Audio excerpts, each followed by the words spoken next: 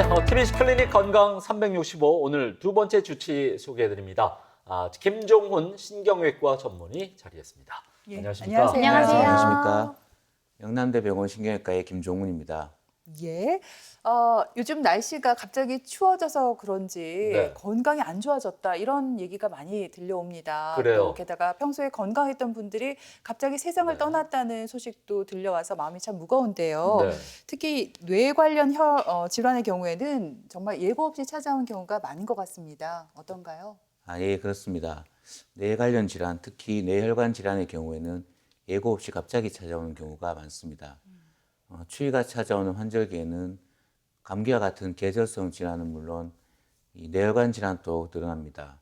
그 중에서도 특히 오늘 우리가 다루게 될 이 두 질환이 급증하는데요. 우리나라 단일 질환 사망률 1위, 5분에 한 명씩 발병하고 20분에 한 명씩 생을 마감하는 질환. 혹시 뭔지 아십니까? 분명히 질문이네요. 뇌에 관련된 질환이니까 네. 저는 사실 이 질환밖에 몰라요. 뇌경색? 뇌경색? 뇌경색? 저도 이 질환밖에 몰라요. 뇌경색? 맞나요? 예, 정답은 바로 뇌졸중입니다. 뇌졸중. 예, 뇌경색은 이제 허혈성 뇌졸중의 한 말을 이제 뇌경색이라고 합니다. 네. 뇌경색뿐만 아니라 뇌출혈도 이제 뇌졸중의 한 이제 분야이기 때문에 네. 뇌경색 뇌출혈을 우리가 뇌졸중이라고 얘기를 하고 있습니다. 다양한 원인이 있지만 뇌졸중은 언제 누구에게나 찾아올 수 있습니다. 그래서 항상 조심하셔야 되고 방심은 금물입니다. 네. 뇌 관련 질환이 참 무서워요. 네. 그래서 말씀하신 대로 진짜 방심을 하면 안 되는데 제 주변에도 안타깝게 뭐 뇌경색이나 뇌출혈 때문에 고생한 분들이 굉장히 많으신데 오늘 우리 교수님을 보면 조금 든든한 느낌이 듭니다. 왜냐? 저희 교수님에 대해서 제가 또 조사를 했거든요. 네. 자, 2020년 그러니까 작년이죠. 젊은 뇌혈관 내 신경외과 의사로서 연세 S병원에서 선정한 학술상을 수상을 하셨습니다. 오. 네, 늦었지만 축하드립니다. 축하드립니다. 예, 감사합니다. 근데 이게 어떤 상입니까? 예, 저희 영남대병원에서는 뇌 관련 질환, 특히 뇌혈관 질환 환자들이 타 병원에 비해서 좀 많은 편입니다. 네. 그러다 보니 많은 진료 경험이 있고, 그래서 열심히 하다 보니 좋은 결과가 있었던 것 같습니다.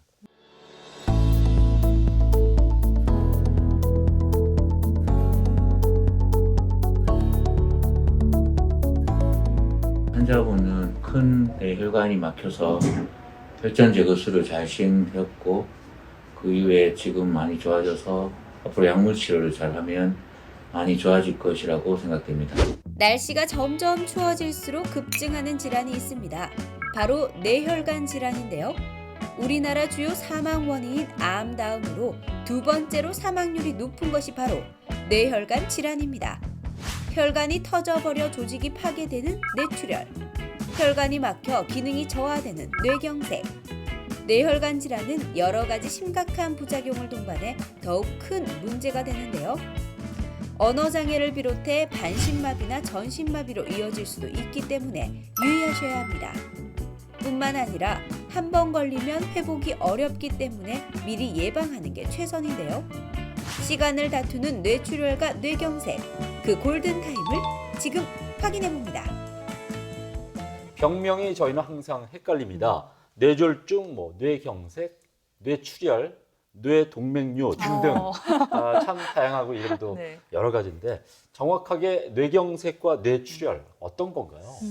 예, 뇌졸중은 기본적으로 뇌혈관의 질환입니다. 뇌혈관의 질환이고 뇌혈관이 갑자기 막히거나 터져서 갑자기 뇌가 망가져서 기능을 못하는 질환입니다. 그중에 뇌혈관 중에 뇌혈관이 막혀서 생기는 뇌경색을 허혈성 뇌졸중이라고 하고 혈관이 터져서 생기는 뇌출혈을 출혈성 뇌졸중이라고 얘기를 합니다. 그래서 쉽게 말해서 뇌경색, 뇌출혈 둘 다 뇌졸중의 한 분야라고 생각하시면 될 것 같습니다. 네. 뇌졸중 안에 뇌경색과 뇌출혈이 네. 있는데 막히면 뇌경색이고 터지면 뇌출혈이다. 네. 이렇게 정리를 하면 될 것 같습니다. 그렇습니다. 근데 환절기에 아까도 말씀해 주신 것처럼 이런 질환들이 늘고 있잖아요. 그래서 어르신들이 바깥에 나갈 때 모자를 꼭 써야 한다. 네. 이렇게 말씀하세요. 이렇게 모자를 쓰는 것이 도움이 될까요? 네, 뭐 갑작스러운 기온 변화가 뭐 뇌졸중에 일부 영향을 준다고는 되어 있어서 일부 영향을 줄 수는 있을 것 같지만 뭐 모자를 쓴다고 해서 완전히 뇌졸중을 예방한다고는 할 수는 없을 것 같습니다. 그렇겠죠. 네. 그렇군요. 여기서 잠깐 빠밤 깜짝 퀴즈 타임을 저희가 준비를 했습니다. 네. 사실 건강에 관한 이 올바른 또 상식 퀴즈는 아무리 강조해도 지나치지 않잖아요. 그렇죠. 뇌경색과 뇌출혈에 대해서 제가 문제를 준비했는데 다 함께 맞춰보세요. 네. 맞히면 제가 선물을 드릴 수도 있습니다. 오. 네, 안 드릴 수도 있고요. 자, 첫 번째 문제입니다. 뇌출혈, 뇌경색은 고령자에게만 해당한다. 예은 씨. 그럴 확률이 높다인 것 같아요. 5예요, X예요. 네. 5? 교수님 어떻습니까? 5가 맞죠? 5가 맞죠? 아, 정답은 X입니다. 그래요? 네, 말씀은 맞으신 것 같습니다. 어. 고령자에게 발생할 확률이 높은 것은 사실이고 고령자에게만 생기는 것은 아니고 네. 뭐 때로는 젊은 사람, 특히 간혹 가다가 청소년이나 심지어는 소아에서도 생기는 경우도 물론 드물지만 존재는 합니다. 아, 그래요? 그러면 소아 말고 여기서 깜짝 퀴즈. 10대에게도 발생할 수 있다, 없다. OX. 하나, 교수님? 둘, 셋. 제가요? 네. 교수님? X. 모르면 그냥 지금 몰라서 이런 것 같아요. 저는 5가 아닐까. 저도요. 네, 맞습니다. 오. 정답은 O입니다. 네. 10대에서도 발생을 할 수가 있고 어허. 그렇지만 10대에서 발생하는 경우에는 우리가 고령자에게 흔히 발생하는 뇌졸중의 원인과는 조금 다른데요. 네. 우리가 보통 심한 외상 이후에 드물게 뇌졸중이 발생한다거나 또는 모야모야 병이나 다른 혈관의 기형들 때문에 뇌졸중이 생기는 경우도 간혹 있습니다. 네, 철원 씨가 질문 세례를 하면서 저를 당황시켰기 때문에 이번에는 저도 질문을 해서 한번 당황시켜 보도록 할게요. 네. 큰일 났는데. 뇌혈관이 막혀서 발생하는 뇌경색은 다른 질환 대비 비교적 뚜렷한 조기 증상이 있어서 치료가 쉽다. OX. 도와주세요. 그런 게 어디 있습니까? X. 교수님 정답은요? 정답은 세모인 것 같습니다. 아, 그래요? 그래요? 뚜렷한 조기 증상이 있는 경우도 있지만 또 금방 아주 증상이 경미하거나 또는 증상이 금방 왔다가 사라지는 경우도 있기 때문에 네. 그거에 따라서 이제 정확한 검사를 해야 되고 그 결과에 따라서 치료가 쉬울 수도 있고 경우에 따라서는 굉장히 까다롭거나 어려울 수도 있을 것 같습니다. 그럼 조기 증상이 계속 지속이 되거나 아니면은 뭐 한번 살짝 왔다가 사라질 수도 있고 이거는 경우에 따라 다르다는 말씀이신 건가요? 네, 그렇습니다. 증상이 우리가 흔히 그 한쪽 팔다리에 마비가 있거나 말을 못한다거나 이렇게 뚜렷한 증상이 있어서 병원에 방문하는 경우도 있지만 아주 뭐 가벼운 증상 또는 수분 내로 좋아져서 이제 별거 아니라고 생각하고 넘어가는 경우도 존재를 하고 있습니다. 네. 네. 흔히 이제 뇌졸중의 조기 증상을 기억하는 방법이 있다고 이렇게 얘기를 네. 들었는데요. 뇌졸중과 뇌경색의 증상이 어떻게 좀 동일하다, 똑같다 이렇게 보면 될까요? 네, 뇌졸중의 각 분야인 뇌경색, 뇌출혈의 증상은 두 가지의 병이 아주 비슷합니다. 네. 비슷하기 때문에 증상으로만은 그 두 가지를 구분하기는 힘들고요. 두 가지 병의 공통적인 특징은 첫 번째는 갑자기라는 단어가 중요한데요. 예. 갑자기 생긴다는 것이 이제 특징적입니다. 네.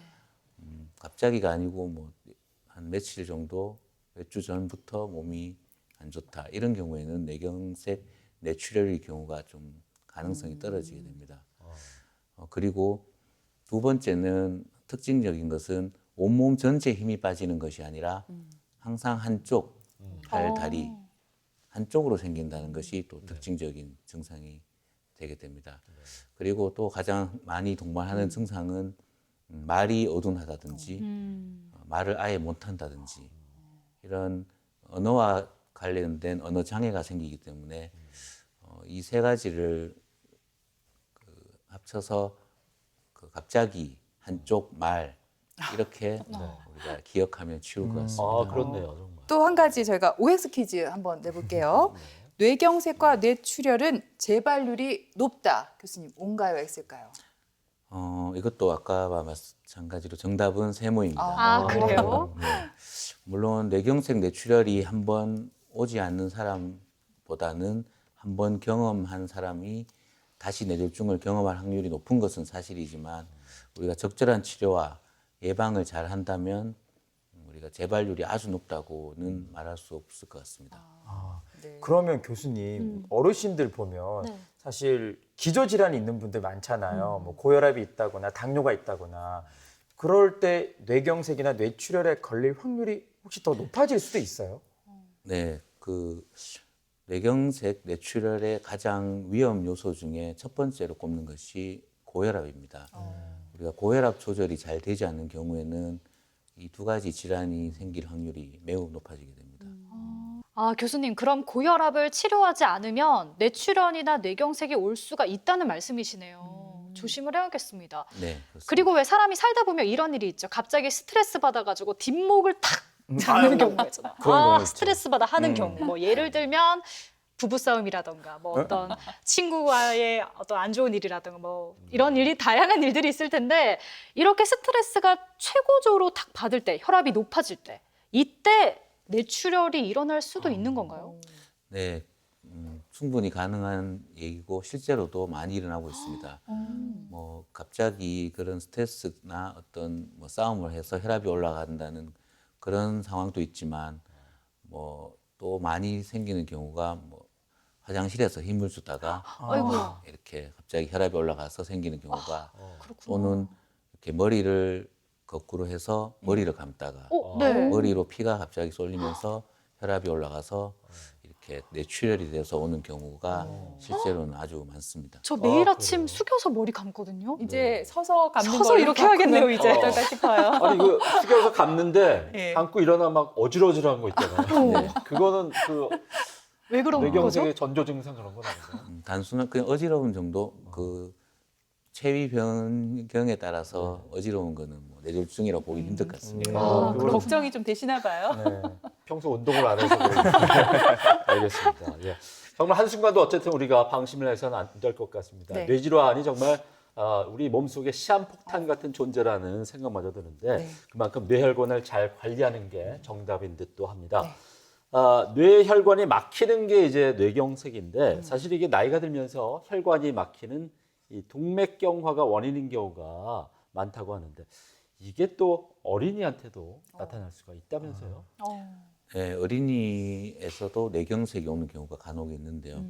우리가 흔히 이제 고령자에게 오는 그 동맥경화로 인한 뇌졸중과는 다르게 특히 이제 혈관 기형이라든지 아니면 가장 흔한 것은 소아에서는 모야모야병이라고 네. 혈관이 선천적으로 약해서 그 약한 혈관에서 뇌경색이 발생하는 경우가 간혹 있습니다. 네, 그렇군요. 사실 우리가 뇌출혈 같은 뇌혈관 질환을 두려워하는 것이 네. 그 뒤에 남는 후유증 때문이잖아요. 그렇죠. 뇌출혈의 경우에 출혈량이 많은지 적은지에 따라서 예후가 달라질 수가 있나요? 네, 뇌출혈의 양에 따라서 뭐 저희가 뭐 상식적으로 생각을 해봐도 그렇죠. 출혈량이 많으면 위험한 위험한 거죠. 당연히 위험하고 예후도 안 좋고 출혈량이 작으면 우리가 수술적 치료까지 필요 없이 약물 치료로 회복이 되는 경우 당연히 예후도 좋은 경우가 많습니다. 그러면 뇌경색은 어때요? 제가 알기로는 이 뇌경색이요. 네. 발병 직후에 가장 증상이 심하대요. 그러면 다행히 일찍 발견을 했어요. 그러면 수술 없이도 치료가 가능하지 않을까 싶기도 하거든요. 네. 네, 일찍 와서 만약에 정확하게 진단이 돼서 뇌경색으로 진단이 된다면 우리가 뭐 수술 없이 뭐 치료가 되는 경우도 있지만 병원에 온 시간에 관계없이 이 뇌혈관의 좁아진 정도 아니면 어떤 병의 정도에 따라서 뭐 시간에 관계없이 수술적 치료가 필요한 경우도 있습니다.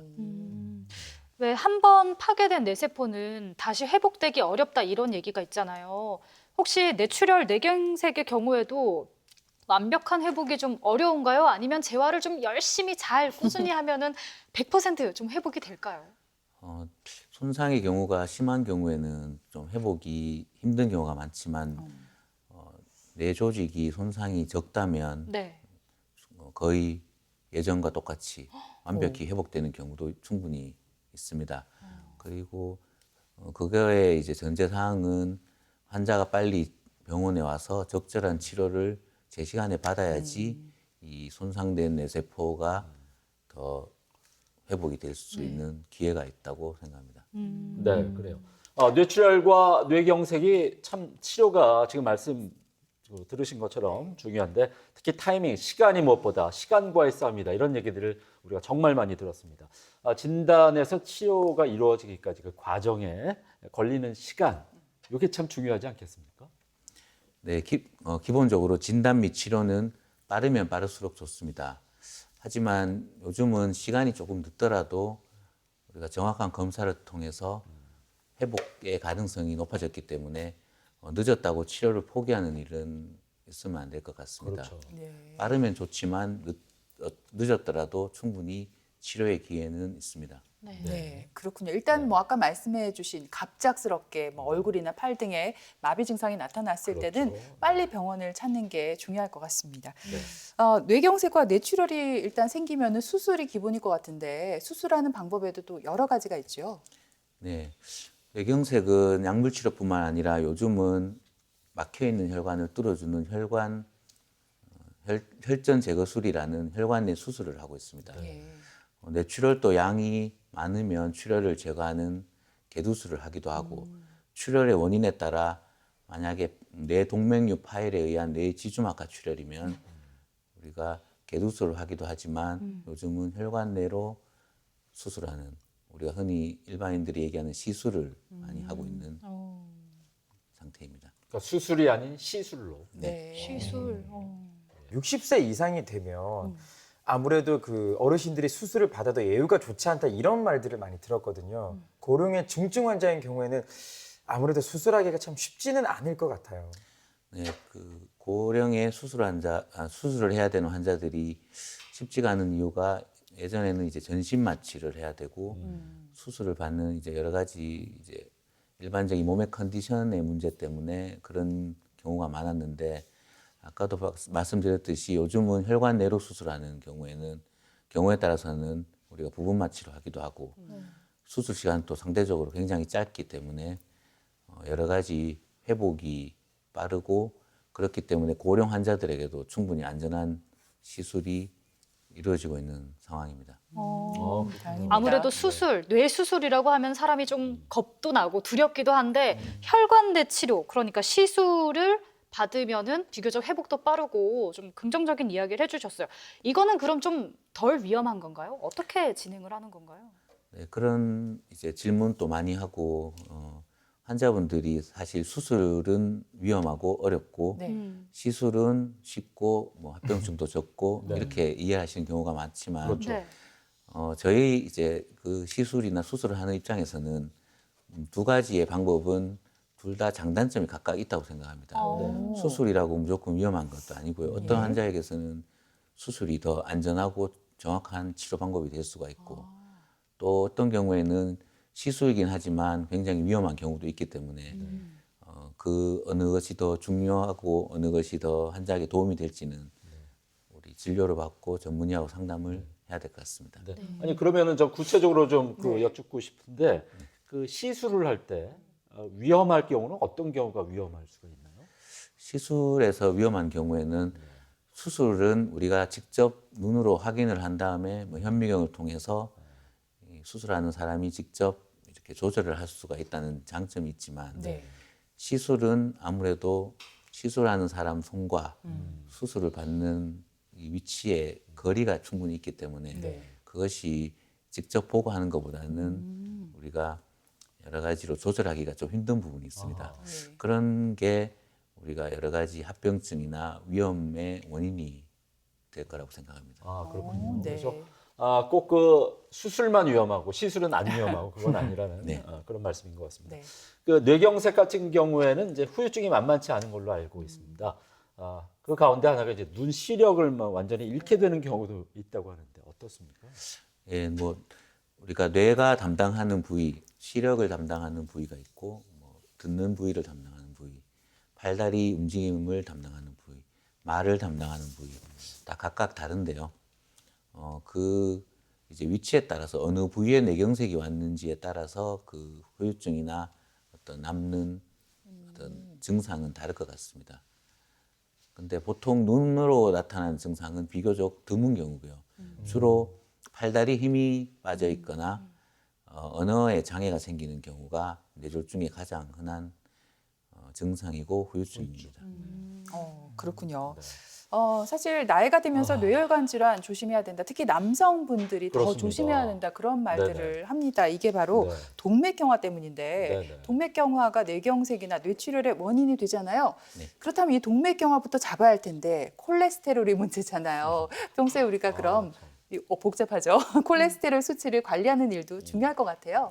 네, 콜레스테롤은 우리가 흔히 좋은 콜레스테롤, 나쁜 콜레스테롤이라고 잘 알려져 있는데요. 네. 그 중에서도 이제 나쁜 콜레스테롤을 낮추는 것이 이 혈관에 중요하고요. 뇌졸중의 예방에. 그런데 뭐 지금 오늘 얘기가 다 뇌졸중이라서 그렇지 예. 이제 방금 얘기했던 무슨 고혈압, 어떤 당뇨병, 콜레스테롤 이 모든 것들이 이 우리 몸의 혈관에 어떤 병을 일으키는 위험 요소이기 때문에 네. 이 콜레스테롤을 관리하는 것은 뇌졸중의 예방에도 물론 도움이 되지만 네. 여러 가지 심장에 있는 관상동맥 또는 뭐 팔다리의 다른 동맥들, 콩팥으로 가는 동맥들 여러 가지 우리 온몸에 있는 혈관에 아주 좋은 치료 방법이 되게 됩니다. 자, 그러면 뇌출혈 뇌경색 같은 경우에는 혹시 뭐 선천적인 경우는 없나요? 뭐 뇌혈관에 태어날 때 어떤 좀 기형을 가지고 태어난다든지. 네, 뇌혈관 기형도 이제 뇌경색의 원인은 아니지만 뇌출혈의 하나의 원인인데요. 간혹 아주 빈도가 높진 않지만 뇌혈관 기형을 가지고 뭐 소아나 우리가 청소년 시기에 그게 발견되는 경우도 있지만 모르고 한 40대, 50대까지 지내다가 뒤늦게 이제 뇌출혈로 그거 원인을 이제 검사를 하던 도중에 발견되는 경우도 간혹 있게 됩니다. 그럼 어떻게 하면 뇌출혈과 뇌경색을 예방할 수 있을까요? 예방법을 알려주시면 잘 실천해서 좀 건강하게 살고 싶어가지고요. 네, 뇌출혈과 뇌경색을 예방하는 가장 중요한 것은 아까 말씀드렸던 고혈압, 당뇨병, 고지혈증, 흡연, 나이 우리가 총 이 5개를 기본적으로 얘기를 하는데요. 우리가 나이는 뭐 어떻게 우리가 조절할 수 없는 거지만 나머지 4개는 우리가 조절을 충분히 할 수 있습니다. 특히 고혈압, 당뇨병을 조절하는 것이 가장 중요하고 흡연을 하는 분은 금연을 하는 것이 굉장히 중요하다고 볼 수 있습니다. 오늘 이렇게 뇌혈관 질환에 대해서 함께 다양한 얘기를 나눠봤는데 우리가 이제 흔히 자주 다루는 질환인데도 불구하고 그만큼 중요한 질환이기 때문에 정말 또 유익한 그런 중요한 시간이었던 것 같습니다. 네, 평소에 건강 관리를 더 철저히 해야 되겠다는 생각이 드네요. 그래요. 오늘 좋은 말씀 주신 김종훈 교수님 감사드립니다. 네, 고맙습니다. 고맙습니다.